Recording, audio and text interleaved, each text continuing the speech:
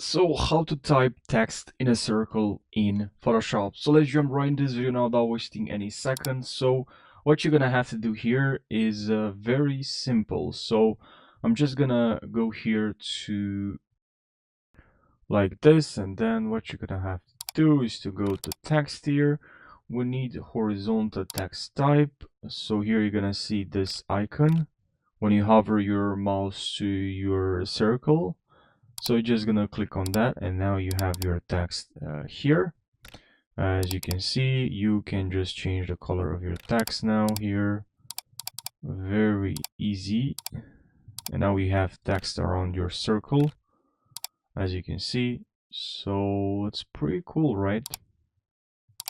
Can of course resize our text here. We'll go here and resize this text so it looks good. Okay, I'll move this here. I'll drag this here like so.